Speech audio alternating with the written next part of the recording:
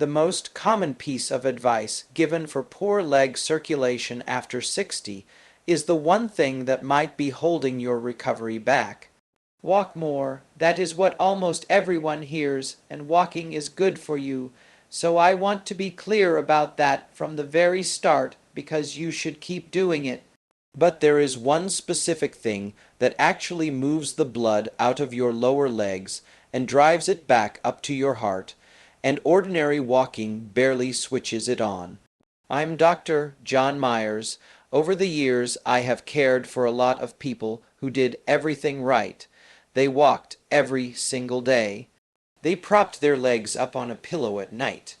They wore the compression socks their doctor handed them, and they still sat down across from me with cold feet, ankles that ballooned by the evening, a burning ache in the calves, and that scary, unsteady feeling when they stood up too fast. They were doing the work. The problem was not budging, and they could not understand why. Here is what no one had ever sat down and explained to them. Poor circulation after 60 is not a small annoyance you simply live with. When blood stops moving well through the legs, small cuts and sores heal slowly. They turn into infections, and in the worst cases, people end up losing toes or a foot. It is also one of the earliest warning signs that the heart and the arteries themselves are under strain. By age 70, close to 1 in 5 adults has what doctors call peripheral artery disease, which is a narrowing of the arteries feeding the legs, and most of those people have no idea they have it yet. So this is worth understanding properly. And before you click away because you assume you already know all of this, walk more, put your feet up, drink your water, give me 2 minutes because the reason your feet are still cold at night has very little to do with how many steps you got today. It comes down to a single muscle that most people never think about even once. And once you know how to switch it on, the fix is far simpler than you would ever guess. Let me tell you what that muscle is. Your calf. Doctors call it the calf muscle pump, and a lot of us call it your second heart, which is not some cute figure of speech. Every time your calf muscle tightens, it squeezes down on the deep veins buried in your lower leg and physically pushes blood upward against gravity back toward your chest. Tiny one. Way valves inside those veins snap shut behind each push, so the blood cannot fall back down. That is the pump. That is your second heart working every time you take a step. The trouble is what happens to that pump after 60. The vein walls get weaker and stretchier, those little valves start to leak, and the calf muscle itself shrinks and loses power, especially if you spend a good part of your day sitting, which most of us do. So the pump slows down, and when it slows, blood stalls at your ankles instead of climbing. The swelling gets worse, the feet get colder, the skin down there starts running short on oxygen, and the less you move, the weaker the pump gets, which makes you move even less. It becomes a slow downward spiral, and a lot of people are somewhere on it without realizing. Now, here is the good news, and it is genuinely good news. Fixing this does not depend on your step count. It depends on a handful of very specific movements that physically push the blood back up where it belongs. I am going to walk you through 5 of them in order, counting down from 5 to 1. Each one does something the one before it could not. And I am saving the single most powerful movement for the end. The one exercise that vascular rehab programs all over the world lean on more than any other to get blood flowing again after 60. If you only take one thing away from this whole video, it is going to be number 1, but you will understand it far better if we build up to it together. One quick thing before we start the countdown, because it matters to me that you hear it. Everything I am about to show you is one piece of a much bigger picture. The small daily habits that quietly decide whether you are still walking strong at 80 or reaching for a cane at 70. So I took everything I tell my own patients about staying mobile and independent in these years, and I put it into one simple plan. It has already helped thousands of people live their best life after 60. If you want it, the link is right there on your screen. You do not need to write anything down, and I will never make you sit through me reading a web address out loud. Now, before the movements, let me tell you about someone. I'm going to call her Lorraine, and she is really a blend of several patients I have cared for over the years. So, no one's privacy is on the line. Lorraine was 71, sharp as a tack, still driving, still hosting her grandkids on Sundays. But her feet were cold every single night, even in the middle of summer, and her ankles turned to bread dough by dinner time. She had been faithfully walking a mile a day for years, and she was quietly heartbroken that it was not helping. Keep Lorraine in the back of your mind, because what finally changed for her is the entire point of this video. Let's start the countdown at number 5.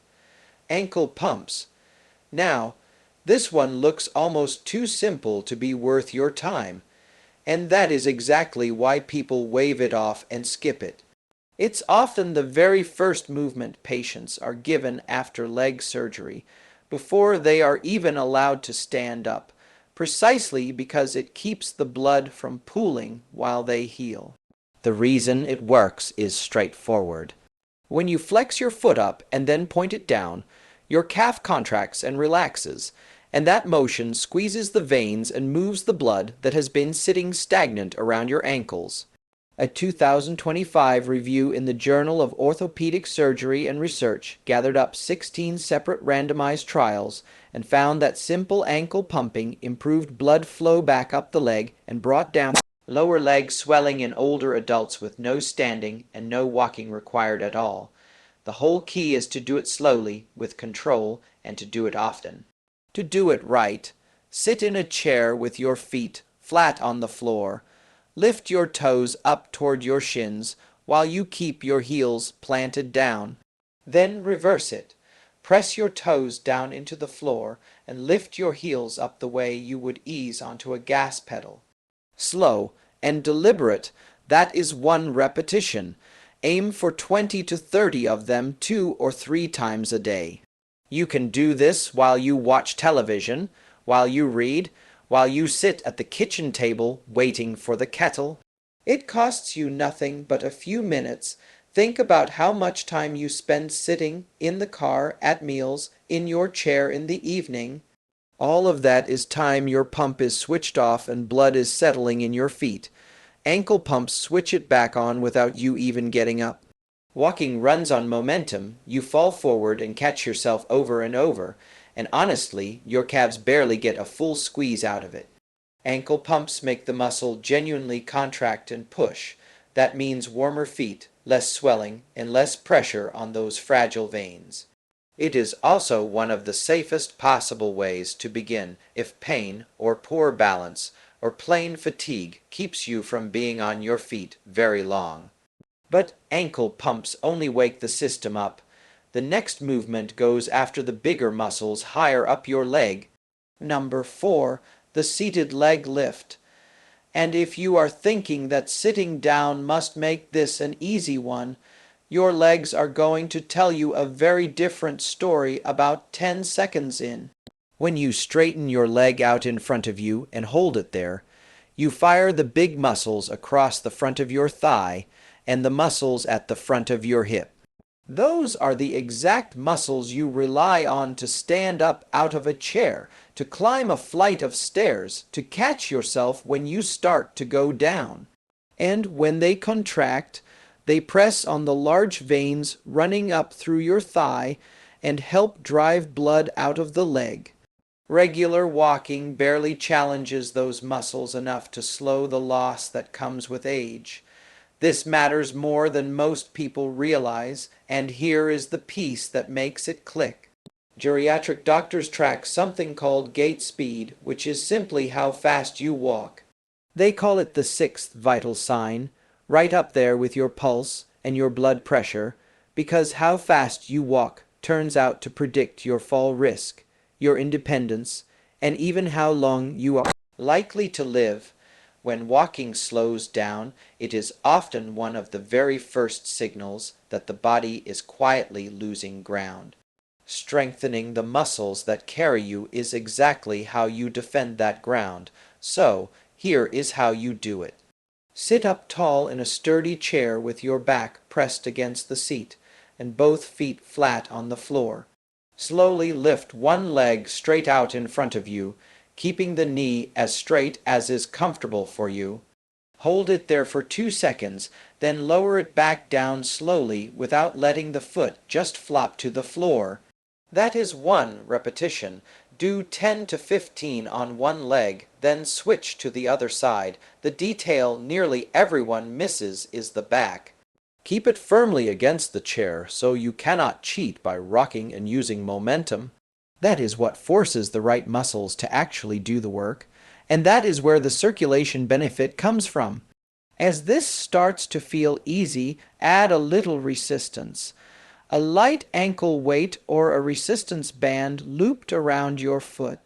Even 1 or 2 lb makes a real difference. Muscle responds to gentle steady load at any age, and older adults very often improve faster than they expect, simply because they are starting from further back. This movement builds the strength that keeps you walking, and it moves blood through the upper leg in a way that ankle pumps alone can never reach. But even strong thighs will not protect you if your balance system is not firing the way it should. And that is exactly where we go next. Number 3, the supported calf raise. This is the movement that trains your circulation and your balance at the very same time, and balance is the thing that quietly decides whether a person keeps their independence or slowly loses it. The National Institute on Aging is very clear on this point. Keeping your lower body muscles strong is one of the best things you can do to hold on to your mobility as you get older. To keep rising out of chairs, off the couch, up the stairs without needing a hand, and your calves sit right at the center of that. Every time they contract, they squeeze those deep veins and force blood upward against gravity. Weak calves mean blood pools, swelling climbs, and your balance reactions get a little slower. So, an ordinary stumble is far more likely to turn into an actual fall. Let me pause for just 1 second here because I owe you a small favor ask, and this is a natural spot for it. If any of this has been useful to you so far, please subscribe, tap the like button, and leave me a comment telling me which of these 5 movements you are going to start with today. I read every single comment that comes in, and it honestly shapes what I make next for you. That is it. Now back to your calves to do a supported calf raise. Stand behind a sturdy chair or at a kitchen counter, and rest your hands on it lightly for balance. Feet about hip width apart. Rise up slowly onto the balls of your feet, lifting your heels as high as is comfortable. At the top, pause for 2 or 3 seconds and keep your eyes looking straight ahead rather than down at your feet. Then, lower yourself slowly, taking a full 3 seconds to come back down. That slow tempo and that little pause at the top are where the real work happens. It makes your calf muscles and your balance system fire together, which is the precise thing your body has to do when you catch yourself mid-stumble. Start with 10 of them, build toward 20 or 25 as you get stronger. Over just a few weeks, this one movement improves your ankle stability, your circulation, and how fast you react all at once. And it does all of that without pounding on your knees or your hips. For a lot of the people I have cared for, this is the one that first made them feel genuinely steady on their feet again. But standing on 2 feet is the gentle version. The next movement takes one of them away. Number 2, the single leg stance hold. Now, before you wave this one off as just balance and nothing to do with your blood, let me give you the number that made me take it completely seriously. Back in 2022, researchers publishing in the British Journal of Sports Medicine followed more than 700 adults for several years. They found that the people who could not stand on one leg for just 10 seconds had an 84% higher risk of dying over the years that followed compared with the people who could hold it. 84%. And here is the part that stops me every time. Among adults in their early 70s, fewer than half of them could pass that simple test. A 10-second balance check told those researchers more about the road ahead than almost anything else they measured. You can actually try this one right now, carefully, with a counter or a solid chair right next to you. Stand up tall, put one hand near something you can grab, lift 1 foot an inch or two off the floor, and see whether you can hold it steady for 10 seconds without grabbing on. That is the test, and it also happens to be the exercise. The reason it does so much for your blood flow comes down to time. The instant you stand on one leg, your calf, your ankle, your hip, and your core all have to contract and keep contracting to hold you upright. That sustained squeeze keeps the pump running the entire time, pushing blood up instead of letting it settle back down into your foot. Ordinary walking never asks for that. You are on one foot for a split second, and then you are off it again. Standing on one leg forces the pump to stay switched on. And this is the spot where circulation and fall prevention completely overlap. When balance fades, people move less. When movement drops, blood flow slows, swelling rises, the feet ache more, confidence drains away, and that is the very spiral we talked about at the start. To train it, stand next to a counter or a wall with one hand resting lightly on it for safety. Shift your weight onto one leg and lift the other foot just an inch off the floor. You do not need to lift it high at all. Stand tall, eyes forward, and do not curl your toes to grip the ground. Hold for 20 to 30 seconds, breathing normally the whole time, then switch legs. That is one set. Start with 2 rounds on each side. As it gets easier, rest your hand on the counter more and more lightly until eventually you can hover it just above the surface without actually touching. The longer, steadier squeeze keeps blood moving and retrains your nerves to react faster when you trip. But balance on its own keeps you upright without fully restoring the flow. For that, you need the single strongest version of the calf pump there is, and that is number 1. Number 1, the standing calf pump hold. This is the movement I promised you all the way back at the start. And once you understand what it is doing inside your leg, you will see exactly why vascular rehab programs across the entire world use it almost the way they would use a prescription. It looks a lot like the calf raise from number 3, with one small difference that changes everything: the hold. You rise up onto the balls of your feet, and then you stay right there. Your calves work like pressure pumps, and holding at the top keeps that pump fully squeezed long enough to actually clear out the blood that has been stalling around your ankles and drive it up toward your heart. Ankle pumps wake the system up. The single leg hold trains your control. This movement moves the most blood of all, and it keeps it moving. And the evidence behind it is real, not hand waving. In a randomized trial published in the Journal of Vascular Surgery, people with genuinely poor leg circulation who did a simple program built around calf raise exercise were able to walk significantly farther before the pain set in. Their pain, free walking distance improved by dozens of meters, and their total walking distance by close to 100 with no medication and no machine involved anywhere. That is the calf pump doing the job it was built to do. Here is how to do it safely. Stand behind a chair or at a counter, hands resting there for your balance, feet about hip width apart. Rise up slowly onto the balls of your feet, heels lifting as high as is comfortable. Now hold it 3 to 5 seconds at the very top, breathing normally, eyes forward. Then lower yourself back down slowly, about 3 seconds to come all the way down. That is 1 repetition. Start with 8 to 10 of them. Work up over time to 15 or 20, always with control, never rushing. The hold is the entire point.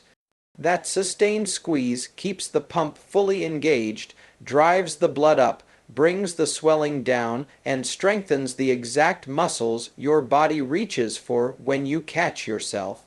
And because there is no jumping and no pounding anywhere in it, it is gentle enough for most people with arthritis or shaky balance as long as you keep one hand on that counter.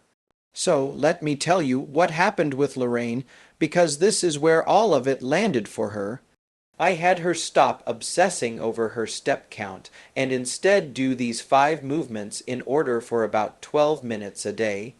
Ankle pumps in her chair first thing in the morning, seated leg lifts. The supported calf raises at the kitchen counter while her coffee brewed, the balance holds, and the standing calf pump holds. At the very end, now I am going to be honest with you about her result because I always am. Her circulation did not turn into a 30-year-old's overnight, and I would never promise you that. But within a few weeks, her ankles were not ballooning up by dinner anymore. Her feet were warmer at night.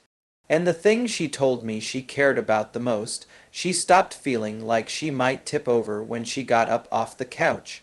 She felt steady again. For a woman who had been quietly terrified of falling, that was everything. Before I send you off, I owe you one honest caution because I would much rather you be safe than sorry. If you ever get sudden, severe pain in one leg or a leg turns pale and cold and numb out of nowhere, or you have a sore on your foot or ankle that simply will not heal, please do not sit at home doing exercises. That is the kind of thing you get looked at quickly because it can mean an artery is seriously blocked, and that is an emergency. Everything I have shown you today is meant for the slow, chronic, everyday poor circulation, not for a sudden crisis like that. So there they are. 5 movements that wake up your second heart and get the blood moving back up out of your legs.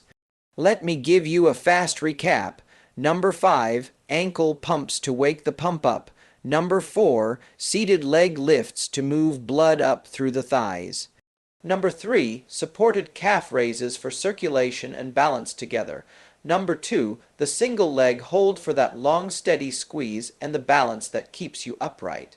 And number 1, the standing calf pump hold, the most powerful of them all, the one I would pick without hesitation if you made me choose only one.